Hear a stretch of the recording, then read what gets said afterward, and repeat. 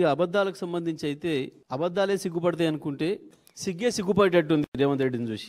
ఎన్నిసార్లు సిగ్గుపడాలి నువ్వు మాట్లాడే మాటలకు అని చెప్పి గంత అధ్వానంగా తయారైంది. సరే మా వాళ్ళు చాలా సందర్భాలు ఉపయోగించారు, నీది నోరా మోరీనా ఇంకోటా అని. ఏ పదాలు కూడా సరిపోయేటట్లేదు ముఖ్యమంత్రి భాషకి. కేసీఆర్ చేసిన పనులు ఏవి ఉపయోగం కాబట్టి నవ్వుకుంటారు ప్రజలన్న సోయి కూడా ఉండాలి కనీసం. వెంట ఉన్న వాళ్ళే అసహించుకుంటున్నారు, ఇటు పక్కన అటు పక్కన కూర్చున్న వాళ్ళే. ఇది మాట్లాడితే ప్రజలు ఏమనుకుంటారు, కమాండ్ కంట్రోల్ ఉపయోగం లేదు కేసీఆర్ మా మీద నిఘా పెట్టడానికి. మరి పెడుతున్నావు ఇప్పుడు నువ్వు నిఘా పెట్టడానికి ఆడ కూర్చుంటున్నావు అట, రోజు 18 గంటలు కేవలం ఆ పనే చేస్తున్నావు అన్నట. ప్రతిపక్ష నాయకుల పైన నిఘా పెట్టే పనే చేస్తున్నావు ఆడ కూర్చొని. కేసీఆర్ మహా అయితే ఒక్కసారి ఇనాగ్రేషన్ పోయిండు, ఆ తర్వాత ఒకసారి పోయిండేమంతే.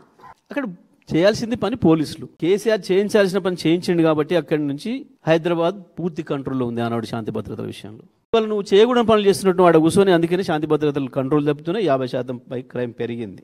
ఏ వ్యవస్థను ఆ వ్యవస్థ తిరిగి పనిచేయనిస్తే ఇబ్బంది ఉండదు. నీ మూర్ఖత్వం వల్ల, నీ అజ్ఞానం వల్ల ఈ అనర్థాలు జరుగుతున్నాయి. ఇంకా ఏం మాట, మూర్ఖపు మాట.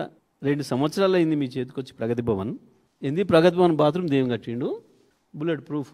సిగ్గు అనిపించదా మాట్లాడడానికి అట్లాంటి మాటలు? చూపించాలి కదా, తీసుకుపోయి రిపోర్టర్లను తీసుకుపోయి మేము చేసినాం అప్పుడు ఆరోపణ, మేము చూపించండి, మేము చూపిస్తున్నాం, పట్టండి ఆధారాలు. ఇప్పుడు మరో కమిషన్ వేసి ఎంక్వైరీ చేయరా దాని కూడా? ప్రగతి భవన్ పైన కమిషను, ఇదేంటిది కమాండ్ కంట్రోల్ సెంటర్ పైన కమిషను వేసి చేయరాదు విచారణ. సెక్రటేరియట్ ఉపయోగం లేని భవనాలు. నిజమే, నీ దృష్టిలో ప్రజలకు ఉపయోగపడే ఏది కూడా ఉపయోగపడి కావు నీ దృష్టిలో.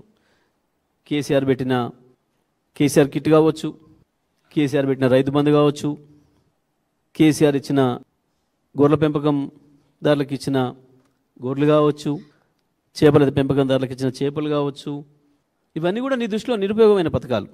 ప్రజలకు ఇచ్చిన 24 గంటల కరెంటు కావచ్చు, మిషన్ భగీరథ ద్వారా ఇంటింటికి ఇచ్చిన మంచినీళ్ళు కావచ్చు. నిజమే, ఇవన్నీ నీ దృష్టిలో నిరుపయోగమైనవి. ఎందుకంటే ఇంట్లో దేంట్లో కమిషన్ రాదు కదా. నీకు కమిషన్ వచ్చే పనులు చేస్తేనే ఉపయోగపడేవి.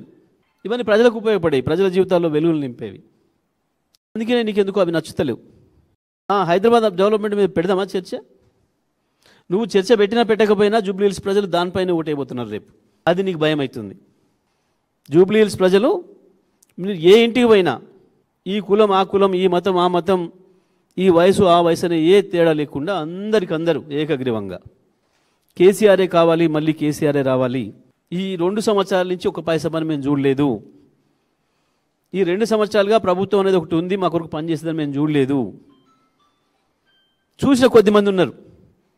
ఎవరు అంటే నీ చేత కూలగొట్టబడ్డ ఇండ్ల బాధితులు, నీ హైడ్రా చేత కూలగొట్టబడ్డ ఇండ్ల బాధితులు కొద్దిమంది ఆ ప్రాంతంలో తలదాచుకుంటున్నారు. ఆ పక్కన సున్నం చెరువు నుంచి కావచ్చు, ఇంకొక నుంచి వచ్చిన వాళ్ళు, పేదలు ఉండే ప్రాంతం అదే కాబట్టి వాళ్ళు కనబడుతున్నారు. ఈ ప్రభుత్వం ఏమైనా పని చేసింది అంటే ఆ చేసింది అని చెప్పేటోళ్ళు గాలు కనబడుతున్నారు. ఇంకొకటి పోలీస్ బాధితులు కనబడుతున్నారు. అడ్డగోలుగా ఇష్టం వచ్చిన పద్ధతుల్లో కేసులు పెడుతూ చట్టాన్ని చేతిలోకి తీసుకొని నీ కాంగ్రెస్ కార్యకర్తలలాగా పనిచేస్తున్న కొద్దిమంది పోలీస్ అధికారుల వల్ల ఇబ్బందులు పడుతున్న వాళ్ళు, వీళ్ళు ఇద్దరే కనబడుతున్నారు. ఈ ప్రభుత్వం ఏమైనా పనిచేసింది అని చెప్పే వర్గాలు ప్రతి ఒక్కరు చెప్తున్నారు. ఏ ఇంటికి పోయినా సార్ కేసీఆర్ ఉండగా మా ఇంట్లో కరెంటు బిల్లు 500 వచ్చింది, ఇప్పుడు 2,800 వచ్చింది అని చెప్తున్నాడు ఒక ఆయన. సార్ కేసీఆర్ ఉండగా మనుషులకు బిల్లు లేకుండే మాకు ఇప్పుడు మనుషుల బిల్లులు 12,000, 15,000, 20,000 పంపుతున్నారు అని చెప్తున్నారు. గై ఉపయోగపడే పనులాగా కనబడుతున్నాయి. ఇంకా దరిద్రంగా తను చేసింది చెప్పుకోవడానికి లేక కేటీఆర్ ఏదైతే ఛాలెంజ్ చేస్తుండో అభివృద్ధి మీద మాట్లాడదామని మా చంద్రబాబు నాయుడు చేసిండు, మా రాజశేఖర రెడ్డి చేసిండు. సిగ్గు అనిపించదా? నువ్వు పెత్తనం తీసుకొని నేను మొన్నగానే వచ్చినాక నాయన చేసింది తాత చేసింది చెప్పుకొని తిరుగుతావా? పైగా నిజమైన వాళ్ళ మొదటి నుంచి అందులో పుట్టి పెరిగినోడా అంటే నోటికొచ్చిన బూతులు.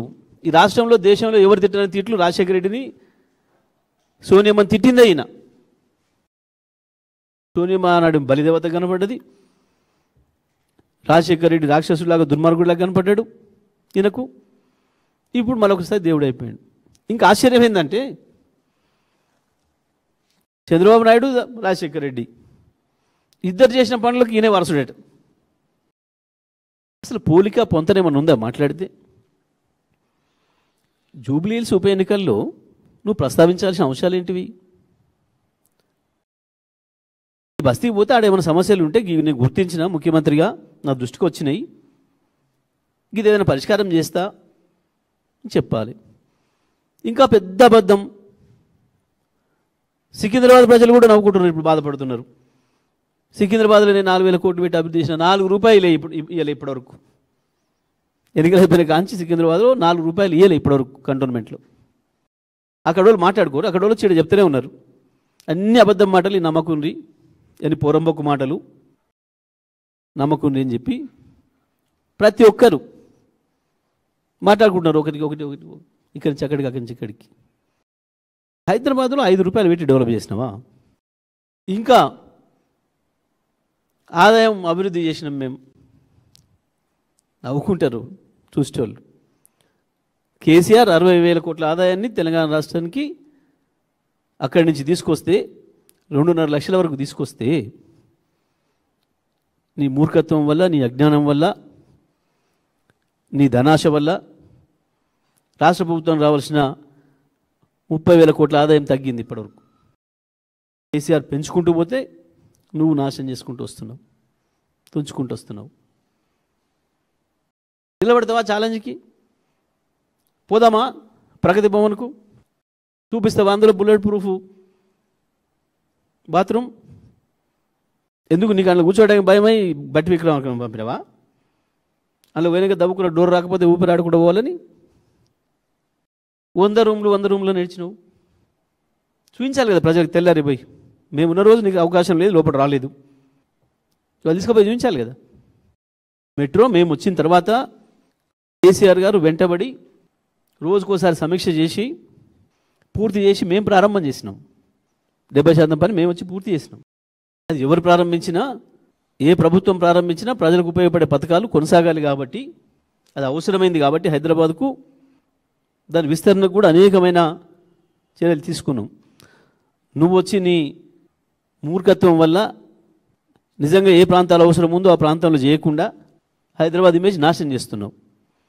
కనీసం ట్రాఫిక్ కంట్రోల్ చేయడం చేత కావట్లే మీకు.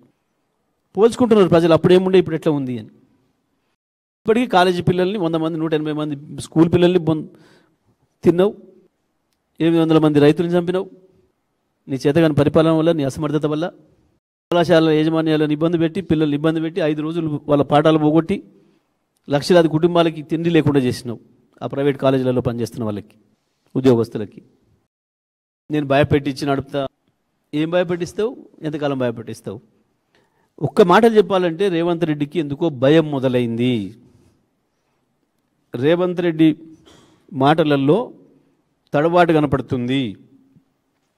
జూబ్లీ హిల్స్ ఎన్నికల తర్వాత తనకేదో ఉపద్రవం వస్తున్నట్టుంది, తన పదవికి దానికి ఎసరు వస్తున్నట్టుంది.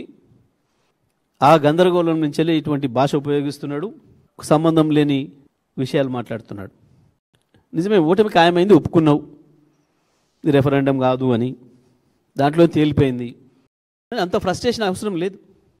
దానివల్ల ఇంకా తప్పులు ఎక్కువ చేస్తున్నావు తప్ప నేర్చుకునే ప్రయత్నం చేస్తలేవు. ఈ మూర్ఖ భాష, ఈ అజ్ఞాన మాటలు, ఈ బూత్ మాటలు బంద్ చేస్తే మంచిది రేవంత్ రెడ్డి.